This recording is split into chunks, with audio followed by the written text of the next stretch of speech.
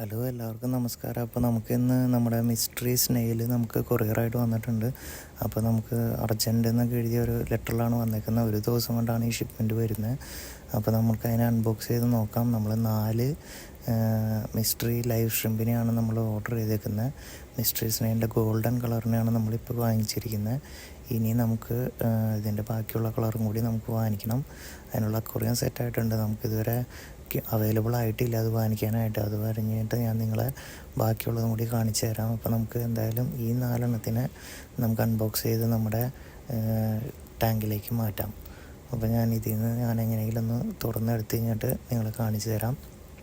അപ്പോൾ ഇതിനകത്ത് നമുക്ക് കിട്ടിയേക്കുന്നത് നല്ല പാക്കിങ്ങിലാണ് വന്നേക്കുന്നത്.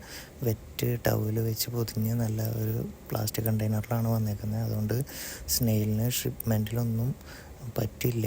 അപ്പോൾ അത് കാരണം അവർ വളരെ ഹെൽത്തി ആയിട്ടാണ് വന്നേക്കുന്നത്. അപ്പോൾ അത് കാരണം നമുക്ക് വേറെ ഒന്നും നോക്കാനില്ല. ഇതിനകത്തുനിന്ന് ജസ്റ്റ് നമുക്കെടുത്ത് അധികം ടെമ്പറേച്ചർ ഇല്ലാത്ത ടാങ്കിലേക്ക് നമുക്ക് ആഡ് ചെയ്തിടാം. അപ്പോൾ എന്തായാലും ഇതിനകത്ത് 5 സ്നെയിലുണ്ട്. ഒരെണ്ണത്തിന് അവർ എക്സ്ട്രാ തന്നിട്ടുണ്ട്. 5 സ്നെയിലുണ്ട്. ഈ മിസ്റ്ററി സ്നെയിൽ ഏകദേശം ഒരു മീഡിയം സൈസ് ആയിട്ടുള്ളൂ. ഇതിനേക്കാളും ഡബിൾ സൈസ് വലുപ്പമാകുമ്പോഴാണ് ഇവ മുട്ടയിടുന്നതും നമുക്ക് കുഞ്ഞുങ്ങൾ കിട്ടാനുള്ളതും. ഇത് ഗോൾഡൻ കളറാണ്. അപ്പോൾ ഇതിൻ്റെ ഷെല്ലാണെങ്കിലും ഇതിനകത്തുള്ള സ്നെയിലാണെങ്കിലും ഗോൾഡൻ കളർ തന്നെയാണ്.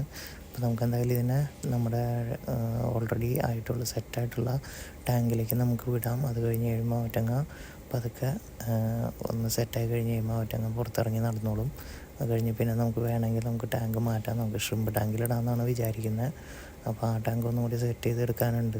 അപ്പോൾ അത് കഴിഞ്ഞ് കഴിയുമ്പോൾ ഞാൻ നിങ്ങൾക്ക് അതിനകത്തേക്ക് മാറ്റാം. അപ്പോൾ തൽക്കാലം ഇവർക്ക് നമ്മൾ ഈ ടാങ്കിലേക്കാണ് ഇവർ ഇട്ടേക്കുന്നത്.